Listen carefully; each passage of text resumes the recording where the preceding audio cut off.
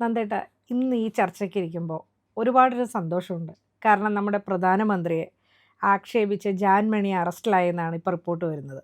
അല്ല അതിന് കാരണം ഇപ്പം ജാൻമണിയുടെ ഉം, പ്രസ്താവന, ഉം, ആ പ്രസ്താവന ഞാൻ വാസിൽ വായിച്ചിരുന്നു. ഉം, ഇത്രയും ഒരു മോശം പ്രസ്താവന ഒരാൾക്ക് നടത്താൻ സാധിക്കുമെന്ന് സത്യത്തിൽ വിചാരിച്ചില്ല. ഉം, പ്രത്യേകിച്ച് ചെറുപ്പക്കാർക്ക് ഒരാൾക്ക്. ഉം, നമുക്ക് പ്രധാനമന്ത്രി വിമർശിക്കാൻ അധികാരം നമുക്കുണ്ട്, ഉം, അല്ലെങ്കിൽ പ്രധാനമന്ത്രിയുടെ ഏതെങ്കിലും നടപടിക്രമങ്ങളെ സംബന്ധിച്ച് കുറ്റപ്പെടുത്താൻ അധികാരമുണ്ട്, ഉം, അദ്ദേഹം വിശ്വസിക്കുന്ന പ്രത്യയശാസ്ത്രത്തെ കുറ്റപ്പെടുത്താൻ അധികാരമുണ്ട്. പക്ഷേ അദ്ദേഹത്തിന് വ്യക്തിപരമായിട്ട് ആക്ഷേപിക്കുക, ഉം, അദ്ദേഹത്തിൻ്റെ അമ്മയെ ആക്ഷേപിക്കുക, ഒരു വളരെ വന്ധ്യവയോധിയായിരുന്ന അവരിന്നിപ്പോൾ ജീവിച്ചിരിപ്പില്ല, ഉം, ആ ജീവിച്ചിരിക്കാത്ത ഒരു വളരെ വൃദ്ധിയായിരിക്കുന്ന ഒരു അമ്മയെക്കുറിച്ച് അപവാദ പ്രചരണം നടത്തുക, ഇത് അപവാദ പ്രചരണമാണ്. അതിനുശേഷം ജാൻമണി പറഞ്ഞത്, ഞാനിതിനകത്ത് വീണ്ടും പരിശോധിക്കാണ്ട് ചെയ്തതാണ്, ഇതൊരു തമാശയായിട്ട് ഉം, കണ്ടോ എന്ന്.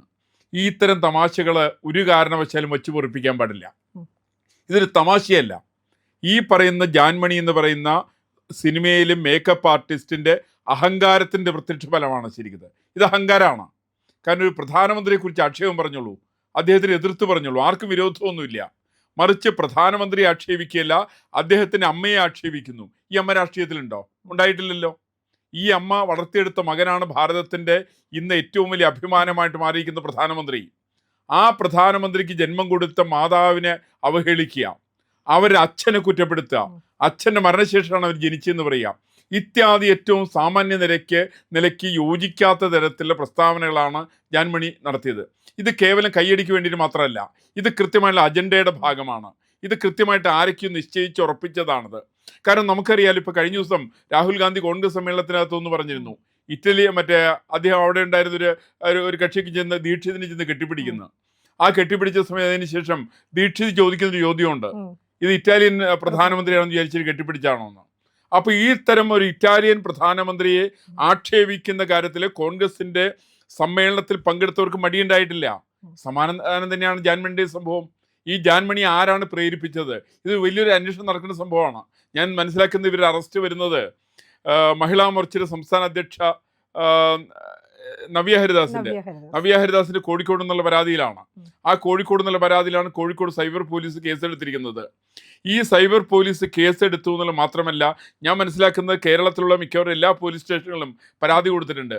ഇവിടുത്തെ പോലീസ് ഉദ്യോഗസ്ഥന്മാരെ പണിയെന്താ ഉള്ളത്? ഇവരെന്താ കേസെടുക്കാത്തത്? ഇവർ FIR ചെയ്തിട്ടുണ്ടോ ഇതിനെക്കുറിച്ച്? എല്ലാ സ്ഥലങ്ങളിലും കേസ് കൊടുത്തു എന്നാണ് ഞാൻ മനസ്സിലാക്കുന്നത്. അങ്ങനെ കേസ് കൊടുത്തിട്ടുണ്ടെങ്കിൽ ഈ പറയുന്ന ജാൻമണിക്കെതിരായിട്ട് എല്ലാ സ്ഥലത്തും കേസുണ്ടാവണം. എല്ലാ സ്ഥലത്തും അവർക്കെതിരായിട്ട് നടപടി ആവശ്യമാണ്. അവർ വ്യാപകമായിട്ട് കിടന്ന് ഓടട്ടെ. ഇന്ത്യയുടെ ഏറ്റവും അഭിമാനമായിരിക്കുന്ന ഒരു പ്രധാനമന്ത്രി അവഹേളിക്കുന്ന കാര്യത്തിൽ ഈ പറയുന്ന ജാൻമണിക്ക്, ഒരു സ്ത്രീയാണോ പുരുഷനാണോ എന്ന് എനിക്കറിയില്ല, അവർക്ക് യാതൊരു മടിയുണ്ടായിട്ടില്ല. അത് അവരൊരു ധിക്കാരത്തിൻ്റെ ഭാഗമാണ്. അത് ഞാൻ എന്തും പറയും, ആരെക്കുറിച്ചും പറയും, അതെൻ്റെ ഇഷ്ടമാണ് എന്നുള്ളൊരു ധാർഷ്ട്യമുണ്ടല്ലോ, ഈ ധാർഷ്ട്യത്തെ അംഗീകരിക്കാൻ സാധ്യമല്ല. നിങ്ങളിപ്പോൾ സോണിയാഗാന്ധിയെക്കുറിച്ച് പറയുന്നു, രാഹുൽ ഗാന്ധിയെക്കുറിച്ച് പറയുന്നു, അല്ലെങ്കിൽ പ്രധാനമന്ത്രി നരേന്ദ്രമോദിയെക്കുറിച്ച് പറയുന്നു, BJPയുടെ സംസ്ഥാന ഓൾ ഇന്ത്യ അധ്യക്ഷനെ കുറിച്ച് പറയുന്നു. ആരെക്കുറിച്ച് പറയുന്ന സമയത്തും ഒരു സാമാന്യ നീതി അനിവാര്യമാണ്. ഇപ്പം നമുക്ക് എതിർപ്പുള്ള ധാരാളം ആളുകളുണ്ടല്ലോ രാഷ്ട്രീയ രംഗത്ത്, സാമൂഹ്യ രംഗത്തൊക്കെ. ഈ രാഷ്ട്രീയ രംഗത്ത്, സാമൂഹ്യ രംഗത്തൊക്കെ ഉള്ള ആളുകളെ അവഹേളിക്കുന്നൊരു സ്വഭാവം, ഇത് കോൺഗ്രസിൻ്റെ സമീപനമാണ്, ഇത് കോൺഗ്രസിൻ്റെ നയമാണ്. എനിക്ക് തോന്നുന്നു ഞാൻ കേട്ട സമയത്ത് ഈ ജാൻമണിയുടെ ആരോ ബന്ധു ഒരു കോൺഗ്രസ് നേതാവുണ്ട്. ഈ പറയുന്ന കോൺഗ്രസ് നേതാവിന് കൂടി എൻ്റെ കൂടി അന്വേഷണം നടത്തേണ്ട ആവശ്യമാണ്. കാരണം ഈ തരത്തിലൊരു സമീപനമുള്ളതിൻ്റെ പേരിലാണ് ഇറ്റാലിയൻ പ്രധാനമന്ത്രിയെ കോൺഗ്രസിൻ്റെ സമ്മേളനത്തിൽ വെച്ച് പരസ്യമായിട്ട് ആക്ഷേപിക്കാൻ വേണ്ടിയിട്ട് ദീക്ഷിതിന് മടിയുണ്ടായില്ല. അതിനെ പ്രോത്സാഹിപ്പിച്ചു കൊടുത്തത് ശ്രീമാൻ സാക്ഷാൽ രാഹുൽ ഗാന്ധിയാണ്. അദ്ദേഹം ചെയ്ത ഒരു കാരണവശാലും ഈ രാഹുൽ ഗാന്ധിജി ചെയ്താലും, ഞാൻ ഗാന്ധി എന്നല്ല പലപ്പോഴും വിളിക്കാറ്, അദ്ദേഹം ഗാന്ധിജിയാണ്. രാഹുൽ ഗാന്ധിജി എന്നൊക്കെ പറഞ്ഞിട്ട് വലിയ വലിയ ആളാണ്. അത് മഹാത്മാഗാന്ധിക്കാളും വലിയ ആളാണ്. ഈ പറയുന്ന ഗാന്ധിജി കുടുംബത്തിൽ അദ്ദേഹം ജനിച്ചിട്ടുള്ളത്. അപ്പോൾ അതുകൊണ്ട് ആരെയും ആക്ഷേപിക്കാൻ അധികാരമുണ്ട്. ഇറ്റാലിയൻ പ്രധാനമന്ത്രി ആക്ഷേപിക്കാം, ഭാരതത്തിൻ്റെ പ്രധാനമന്ത്രി ആക്ഷേപിക്കാം. അത് ഹഗ് പൊളിറ്റിക്സോ എന്താ അതിന് പറയാം, കെട്ടിപ്പിടിക്കുന്ന രാഷ്ട്രീയം. ഈ തരത്തിൽപ്പെട്ട കെട്ടിപ്പിടിക്കുന്ന രാഷ്ട്രീയമാണ് ഭാരതത്തിൻ്റെ പ്രധാനമന്ത്രിക്കുള്ളതെന്ന അപഹാസ്യമായ പ്രസ്താവന നടത്തിയത് രാഹുൽ ഗാന്ധിയാണ്. സമാനം തന്നെയാണ് ജാൻമണി നടത്തിയിട്ടുള്ളത്. ഈ ജാൻമണി നടത്തിയിട്ടുള്ളത് ഇതിനൊന്നും ഒരു കാരണവശാലും പൊറപ്പിക്കാൻ സാധ്യമല്ല. ഇതൊരു ഞാൻ ഒന്നുകൂടി ചോദിക്കുകയാണ്. അതായത് നമ്മൾ ഈ കേസ് കൊടുത്തു എന്ന് പറയുന്നുണ്ട്. അതായത് നമ്മുടെ കേരളത്തിലെ വിവിധ മഹിളാ മോർച്ചയുടെ പ്രവർത്തകരുൾപ്പെടെയുള്ള, ഇപ്പം ഞാൻ ഉൾപ്പെടെയുള്ളവർ കേസ് കൊടുത്തവരാണ്. നമ്മൾക്ക് പരാതി മേടിച്ച് വയ്ക്കുകയല്ലാണ്ട് അതിൻ്റെ രസീത് തരികയല്ലാണ്ട് പിന്നീട് ഇതിൻ്റെ ഒരു തുടർ അന്വേഷണം കേരളത്തിൽ ഒരു സ്റ്റേഷനിലും നടന്നിട്ടില്ല. അപ്പോൾ ഇതും ഈ ഭരിക്കുന്ന കോൺഗ്രസ് സർക്കാരിന്റെ ഒരു സ്വഭാവം ഈ പറയുന്ന പോലീസുകാർക്കും വന്നിട്ടായിരിക്കില്ലേ ഇത്? അല്ല, അത് തന്നെയാണ് ഞാൻ മനസ്സിലാക്കുന്നത്. കാരണം കോൺഗ്രസ് സർക്കാരിന്റെ നയമാണ് ഈ പറയുന്ന പോലീസുകാർ നടപ്പിലാക്കിയത്. ഈ കോൺഗ്രസ് സർക്കാരിന്റെ നയമാണ് ജാൻമണി പറഞ്ഞത്. രണ്ടും ഒരേ നയം തന്നെയാണ്. അപ്പൊ അതുകൊണ്ട് ഈ സർക്കാരിന്റെ നയം ജാൻമണിയിൽ കൂടി പുറത്തു വന്നു എന്നാണ് ഞാൻ മനസ്സിലാക്കുന്നത്. അതുകൊണ്ട് സ്വാഭാവികമായിട്ട് കേസെടുക്കില്ല. അപ്പൊ നമുക്ക് ചെയ്യാവുന്ന ശരിക്കും ഇതിനെതിരായിട്ട് ഈ പറയുന്ന പോലീസ് ഉദ്യോഗസ്ഥന്മാർക്കെതിരായിട്ട് കോടതി പോകണം. ഇവിടെയുള്ള കമ്മീഷണർമാരുടെയൊക്കെ വേറെന്താ പണിയുള്ളത്? സർക്കിൾ ഇൻസ്പെക്ടറുടെ പണി എന്താ ഉള്ളത്? അസിസ്റ്റന്റ് പോലീസ് കമ്മീഷണറുടെ പണി വേറെന്താ ഉള്ളത്? ഈ പറയുന്ന നിഷ്ക്രിയന്മാരായിരിക്കുന്ന പോലീസ് ഉദ്യോഗസ്ഥന്മാർക്കെതിരായിട്ട് മഹിളാ മോർച്ചയാണെങ്കിലും യുവമോർച്ചയാണെങ്കിലും ആരാണെങ്കിലും ഏത് പ്രസ്ഥാനമാണെങ്കിലും ഭാരതത്തിന്റെ പ്രധാനമന്ത്രി ആക്ഷേപിച്ച ആൾക്കെതിരായിട്ട് കോടതി പോകേണ്ട ഈ സമയത്ത് ആവശ്യമാണ്. കാരണം പറയുന്ന ഈ ഉദ്യോഗസ്ഥന്മാരാണ് കൂട്ടുനിൽക്കുന്നത്. ഇപ്പൊ Kozhikode cyber police case charge ചെയ്ത് എത്രത്തോളം വരുന്നത് എനിക്കറിയില്ല. അവര് സെഷൻ 120 മറ്റേ ചാർജ് ചെയ്തിരിക്കുന്നത്. ഇതൊക്കെ ചാർജ് ചെയ്യാൻ അധികാരമൊക്കെ ഉണ്ടാവാം. പക്ഷേ ഇത് എത്രത്തോളം കേസ് മുന്നോട്ട് കൊണ്ടുപോകും എന്നതിനെ സംബന്ധിച്ച് എനിക്ക് വളരെ ബലമായിട്ടുള്ള സംശയമുണ്ട്. കാരണം പലപ്പോഴും കുറ്റവാളികളെ സംരക്ഷിക്കുന്ന ഒരു നയമാണ് കേരളത്തിലെ കോൺഗ്രസിന്റെ സർക്കാർ അവലംബിച്ചിരിക്കുന്നത്. കാരണം ഈ സംഭവം നടന്നത് 8 ദിവസത്തിലായി. അതിനുശേഷം വന്നിരിക്കുന്ന പല പ്രസ്താവന ഇറക്കിയിരിക്കുന്ന ആളുകൾ പോലീസ് കസ്റ്റഡിയിലെടുത്തല്ലോ. ആ സമയത്തൊന്നും പോലീസിന് ഇതിനകത്ത് സമയം ഉണ്ടായിരുന്നില്ലേ? അതിനെക്കുറിച്ചൊക്കെ കേരളത്തിന്റെ ആഭ്യന്തര വകുപ്പ് മന്ത്രിയും മുഖ്യമന്ത്രിയൊക്കെ തന്നെ പ്രസ്താവനകൾ ഇറക്കിയല്ലോ. അവരാരും ജാൻമണിക്കെതിരായിട്ട് പ്രസ്താവന ഇറക്കുന്നത് ഞാൻ കണ്ടില്ലല്ലോ. എന്ന് വെച്ചാൽ ജാൻമണിയുടെ പ്രസ്താവന ശരിയാണെന്ന് കേരളത്തിന്റെ സർക്കാർ ധരിക്കുന്നുണ്ട്. ഇവിടുത്തെ പോലീസിലൊരു വലിയൊരു വിഭാഗം അത് അംഗീകരിക്കുന്നുണ്ട്. ഈ തരത്തിൽ അംഗീകാരം ഒരിക്കലും ഒരു ജനാധിപത്യ രാഷ്ട്രത്തെ സംബന്ധിച്ച് അതിന് ഭൂഷണമല്ല എന്നാണ് എൻ്റെ അഭിപ്രായമുള്ളത്. അതുപോലെ ഈ സിനിമാ മേഖലകളിൽ നമുക്ക് വർക്കിന് വേണ്ടി അവരൊരു മേക്കപ്പ് ആർട്ടിസ്റ്റ് ആണല്ലോ.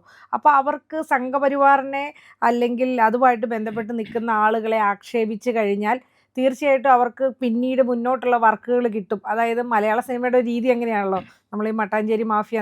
അപ്പോൾ അതിൻ്റെ ഒക്കെ ഒരു ഭാഗമല്ലേ, അതായത് പരിവാറിലുള്ള അല്ലെങ്കിൽ നമ്മുടെ പ്രധാനമന്ത്രി എന്ത് പറഞ്ഞാലും പ്രധാനമന്ത്രി ആക്ഷേപിച്ച് കഴിഞ്ഞാൽ തന്നെ അവരെന്തോ സമൂഹത്തിലെ ഏറ്റവും നല്ല ആളുകൾ എന്നൊരു ഇമേജ് അല്ലേ ഇപ്പം നമ്മുടെ ഈ ജനങ്ങളുടെ ഇടയിലേക്ക് ഇവർ കൊണ്ടുവരുന്ന. അല്ല, അത് എനിക്ക് ഒരിക്കലും സംഘപരിവാറാണെന്നുള്ള അഭിപ്രായം എനിക്കില്ല. സംഘപരിവാറിനെ ആണെങ്കിൽ നേരിടാനുള്ള കരുത്ത് സംഘപരിവാറിനുണ്ട്. അത് നേരിട്ടോളും. ഇത് നാടിനെ ആക്ഷേപിക്കലാണ്. ഈ ഭാരതത്തെ എതിർക്കുക, ഭാരതത്തിന്റെ ചെയ്തികളെ എതിർക്കുക, ഭാരതത്തിന്റെ പ്രധാനമന്ത്രിയെ എതിർക്കുക, ഭാരതത്തിന്റെ രാഷ്ട്രപതിയെ ആക്ഷേപിക്കുക, ഭാരതത്തിന്റെ ഉപരാഷ്ട്രപതിയെ ആക്ഷേപിക്കുക, ഇതൊക്കെ ചെയ്യുന്നത് ഒരു പുരോഗമനത്തിന്റെ ഭാഗമായിട്ട് കാണുന്നു. ഞാൻ ഇന്ത്യയിൽ ചെയ്യുന്നതെല്ലാം മോശമാണ്, ഇന്ത്യക്ക് അനുകൂലം അല്ല ഞാൻ. ഇന്ത്യ സാമ്പത്തികമായിട്ട് മെച്ചപ്പെട്ടിട്ടുണ്ടാവും, ഇന്ത്യ കാർഷിക രംഗത്ത് മെച്ചപ്പെട്ടിട്ടുണ്ടാവും, ഇന്ത്യ വ്യവസായ രംഗത്ത് മെച്ചപ്പെട്ടിട്ടുണ്ടാവും. അങ്ങനെയൊക്കെ മെച്ചപ്പെട്ടിട്ടുള്ള ഭാരതത്തിന്റെ ഉന്നമനം ഒരിക്കലും ശരിയല്ല എന്ന് വരുത്തി തീർക്കുന്ന വലിയൊരു ആഖ്യാന രീതിയുണ്ട്. ഈ ആഖ്യാന രീതി വേറെ പലരും താല്പര്യങ്ങളാണ്. ഇപ്പൊ ഞാൻ പറയും പാറ്റാ സമരം പോലെയാ. ഈ സമരത്തിനകത്തേക്ക് ആരാ ഇതിന്റെ പിന്തുണ കൊടുത്തത്, ആരാ സാമ്പത്തിക സഹായം കൊടുത്തത്, ഇതൊക്കെ വലിയ ചർച്ചാ വിഷയമാവേണ്ട സംഭവമാണ്. എന്ന് മാത്രമല്ല, ഈ പാറ്റാ സമരത്തിന്റെ സൂത്രധാരന്മാരുടെ രാഷ്ട്രീയ പ്രസ്ഥാനം ഏതാണ്? അവർ മുൻകാലത്ത് ആപ്പിന്റെ കൂടെ ഉണ്ടായിരുന്ന ആളുകളല്ലേ. അങ്ങനെ വ്യക്തമായുള്ള രാഷ്ട്രീയമുള്ള ആളുകൾ രാഷ്ട്രീയ താല്പര്യങ്ങൾ മുൻനിർത്തിക്കൊണ്ട് നാടിനെ അവഹേളിക്കാൻ വേണ്ടിയിട്ട് നടത്തുന്ന ഒരുപാട് പരിശ്രമമുണ്ട്. നിർഭാഗ്യവശാൽ കേരളത്തെ സംബന്ധിച്ച് കേരളത്തിലെ സൈന്യ ആർട്ടിസ്റ്റുകൾ പലരും മനോരോഗോപ്യതാണ്. ഇത് ഒരു തരത്തിൽ മനോരോഗമാണത്. ഈ പറയുന്ന മനോരോഗത്തിൽ അവർ ചെയ്തുകൊണ്ടിരിക്കുന്നത് ഈ നാടിനെ ആക്ഷേപിക്കുകയാണ്, ഈ നാടിന്റെ മാനബന്ധുക്കളെ നശിപ്പിക്കുകയാണ്. അതിനെക്കുറിച്ച് പഴയ കാലത്ത് ഞാൻ ഒരു പുസ്തകം വായിച്ചിട്ടുണ്ട്. അത് മാർക്സ് മുള്ളറുടെ പുസ്തകമാണ്. ആ മാർക്സ് മുള്ളർ പറയുന്നത് എന്താ വെച്ചിട്ടുണ്ടെങ്കിൽ, ഒരു നാടിനെ ആക്രമിക്കണം എന്നുണ്ടെങ്കിൽ, ഒരു നാടിനെ നശിപ്പിക്കണമെങ്കിൽ ആ നാടിലേക്ക് ആറ്റം ബോംബിന്റെ വർഷണം ആവശ്യമില്ല. മറിച്ച് ആ നാടിന്റെ മാനബന്ധുക്കളെ നശിപ്പിക്കണം, ആ നാടിന്റെ പ്രധാന ബന്ധുക്കളെ നശിപ്പിക്കണം. ഇതെഴുതിയത് EN നന്ദകുമാർ അല്ല, അത് സാക്ഷാൽ മാർക്സ് മുള്ളർ എഴുതിയിരിക്കുന്ന ജർമ്മൻ ചിന്തകനായിരിക്കുന്ന മാർക്സ് മുള്ളർ. അദ്ദേഹത്തിന്റെ പേരിൽ ഡൽഹിയിൽ വലിയ ഒരു പഠന ഗവേഷണ കേന്ദ്രമൊക്കെ ഉണ്ട് കേട്ടോ.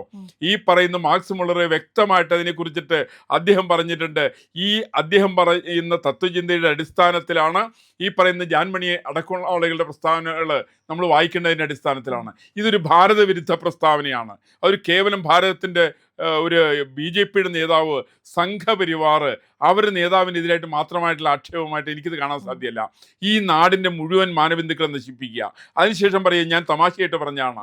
ഈ തമാശയാണോ ഇല്ലെന്നുള്ളത് തീരുമാനിക്കുന്നത് ഇവിടുത്തെ ജനങ്ങൾ തീരുമാനിക്കും, ഇവിടുത്തെ കോടതി തീരുമാനിക്കും. പോലീസിന് നടപടിയെടുക്കാൻ പറ്റില്ലെങ്കിൽ പോലീസുകാരൻ വേറെ വല്ല പണിക്കും പോകണമെന്ന് അതിനെക്കുറിച്ച് എനിക്ക് അഭിപ്രായം പറയാനുള്ളത്. അവർ വേറെ പണിക്ക് പോയിക്കോട്ടെ. പോലീസ് നടപടിയെടുത്തില്ലെങ്കിൽ അവസാനം ജനങ്ങൾ നേരിട്ട് നടപടിയെടുക്കുന്ന രീതിയിലേക്ക് കാര്യങ്ങൾ എത്തിക്കരുതെന്നാണ് എനിക്ക് കാര്യത്തിൽ പോലീസിനോടുള്ള അപേക്ഷയുള്ളത്. കാരണം ഈ ഒരു കേസ് മാത്രമല്ല, ഇതുമായിട്ട് ബന്ധപ്പെടുത്ത് കൊടുത്തേക്കുന്ന എല്ലാ സ്റ്റേഷനുകളിലെ കേസിൽ പോലീസ് നടപടി എടുക്കണം. ശരിയല്ലേ? തീർച്ചയായിട്ടും പോലീസ് നടപടിയെടുക്കാൻ ബാധ്യസ്ഥരാണ്. പോലീസ് കേസ് പഠിക്കണം. ഇത് ആക്ഷേപിച്ചിരിക്കുന്ന സാധാരണ ആളല്ല, ഭാരതത്തിന്റെ പ്രധാനമന്ത്രിയാണ്, അദ്ദേഹത്തിന്റെ അമ്മയാണ്, അമ്മയുടെ ചാരിത്രത്തെയാണ് ഇവർ ഇത്തരം പറയുന്ന ഒരു വലിയൊരു മഹിളാ സംവിധാനത്തെ കുറിച്ചൊക്കെ ഇവർ പറയുന്നുണ്ടല്ലോ. ഈ പറയുന്ന കോൺഗ്രസ് പ്രസ്ഥാനം അടക്കം ഇത് ചെയ്യുന്ന മര്യാദയാണോ? സ്ത്രീകളെ ആക്ഷേപിക്കുന്ന കോൺഗ്രസിനകത്തൊരു പുതിയ വാർത്തയൊന്നും അല്ല കേട്ടോ. അങ്ങനെയാണ് ഞാൻ നേരത്തെ പറഞ്ഞ ഇറ്റാലിയൻ പ്രധാനമന്ത്രി ആക്രമിച്ചിട്ടുള്ളത്. അവരെക്കുറിച്ച് ഏറ്റവും മോശമായിട്ട് പദപ്രയോഗം നടത്തിയത് കോൺഗ്രസ് സമ്മേളനത്തിൽ പങ്കെടുത്തുള്ള സാക്ഷാൽ ദീക്ഷിതാണ്. അയാളെ പ്രൊമോട്ട് ചെയ്ത ആള് ശ്രീമാൻ രാഹുൽ ഗാന്ധിയാണ്. കാരണം രാഹുൽ ഗാന്ധി പ്രൊമോട്ട് ചെയ്യുന്ന പേരിലാണ് അയാൾക്കൊരു കെട്ടിപ്പിടിച്ചത്.